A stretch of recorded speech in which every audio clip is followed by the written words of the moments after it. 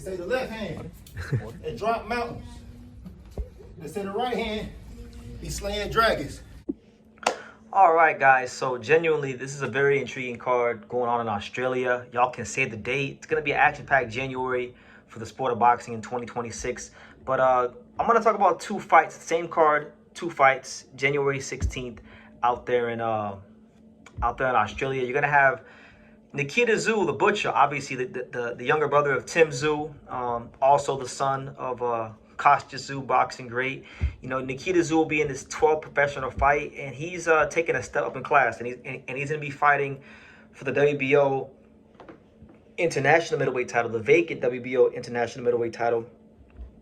And he's taking on former world title challenger and grizzled veteran, the 33-year-old Michael Zerafa. So I think this is a good domestic fight. I think this is a fight for, you know, Michael Zerafa, of course. If he can win this fight, it's going to enhance his stock, being that, you know, Nikita is part of the Tszyu family. And, you know, I don't think the Tszyus have ever lost a fight in Australia between Nikita, Tim, and Kostya. So it's a chance for him to take his O and really shoot himself up the middleweight division. And then for Nikita Tszyu, who I believe will be the favorite, you know, he gets a chance to fight, I think, to this point in his career, the best fighter of his career. Because Zerafa, even though he got, you know, outclassed and destroyed by Lara, you know, he still fought Lara. You know, he's fought and beat Jeff Horn. He fought Kell Brook. He fought Peter Quillen. You know, he's been on that world level. He's never really done great on the world level, but, you know, he's had his fair share of success at the high level of Australian boxing. And, you know, he does have a win over Jeff Horn.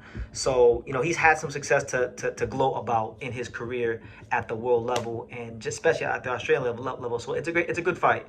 When I break it down, I feel like Nikita Tszyu, first of all, I haven't watched Nikita Tszyu fight in a while. I went back and I watched some of his fights before doing this video. Nikita Tszyu, I think, might be more polished than Tim. He throws his straight punches very, very well. His straight left hand is he turns it over real nicely, and he's got very good body punching. I guess that's why his nickname is the Butcher. So I think in a fight like this, you know, he's gonna have a punching power advantage against, you know, Michael Zerafa. Zerafa's won 2 fights since he lost to Lara in 2023. I did watch his fight against Best Year A, who was 19-1. And, you know, Zerafa, he did his thing in that fight. One thing that I think could be problematic based on what I've seen for Zerafa is, you know, he does throw himself into a square position. So that would give Nikita Tszyu a chance to capitalize on him being in a square position. But again, Zerafa is an experienced fighter, and I'm sure he could use some of that experience to outbox and outfox the young lion, and put himself back in the middleweight title picture. Because right now, as it stands, guys, you know, in this middleweight division, Michael Zerafa is your number 8 ranked WBO contender. He's also ranked in the IBF at number 14, and in the WBA he is not ranked there, but he's ranked. So it's an important fight, because if Zerafa wins this fight, he becomes a top 5 contender. He's right there knocking on the door of a world title. If Nikita Tszyu wins, you could say now, okay, Nikita Tszyu has conquered the Australian level, and now he is a fringe world level guy himself, because that's what Zerafa is. Zerafa is a world title challenger, a guy who's been on the world level, gave some good accounts of himself on some occasions, and you beat him. Now you're a contender. Now you graduate to a contender. So it'll be a good fight. I think Nikita Tszyu is going to win. I think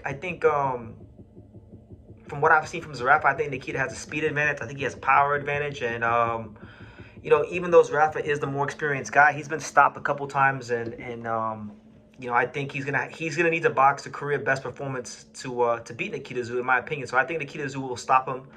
And that's my prediction for that fight. So good fight there. Shout out to both guys for stepping up to the plate.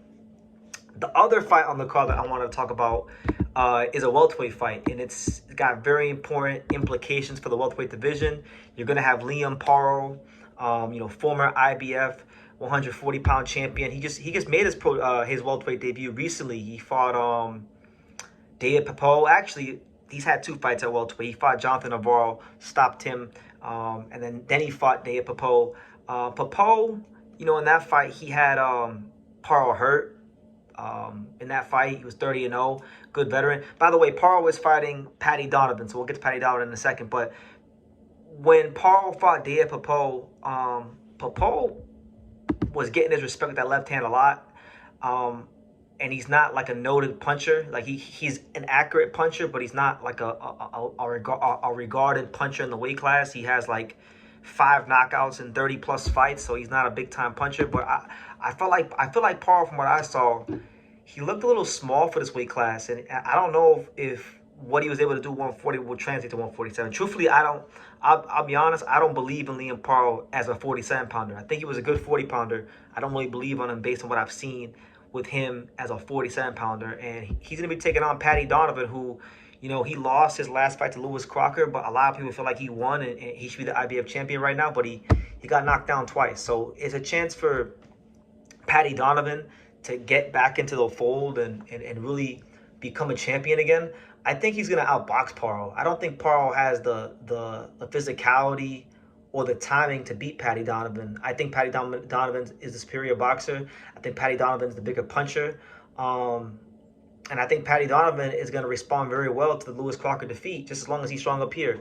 Because when I look at it, when I look at Paro and I look at Donovan, Donovan's the more skilled guy. He is the more skilled guy. But as we've seen with Paddy Donovan in his career, being the more skilled guy doesn't guarantee you a victory, because he was winning the first Crocker fight. He got disqualified for punching Crocker after the bell. You know, the second fight was a different fight. You know, he would have won the fight, but he got dropped 2 times and left the fight very, very close and lost a close split decision. Some people say he got robbed.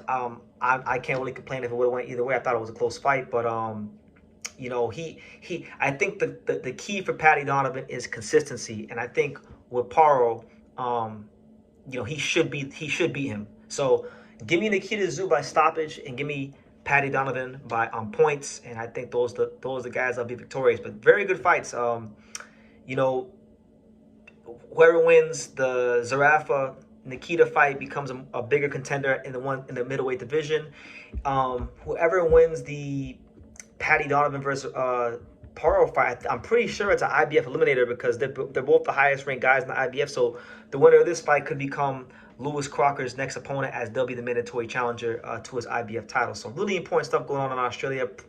Gonna be a card that's probably slept on, but I wanted to come here and give my little thoughts on it. So what do you guys think? What do you guys think about Nikita Tszyu and Michael Zerafa? What do you think about Paddy Donovan and Liam Paro? Good fights. Leave your comments down below. Make sure you guys take the time to subscribe. And like I say in every video, you can love me or you can hate me, but I'm just a kid from Daniel. So until next time, take care, guys. Thank you for watching True School Sports. Thank you for watching another video on the untouchable True School Sports empire, the home of boxing.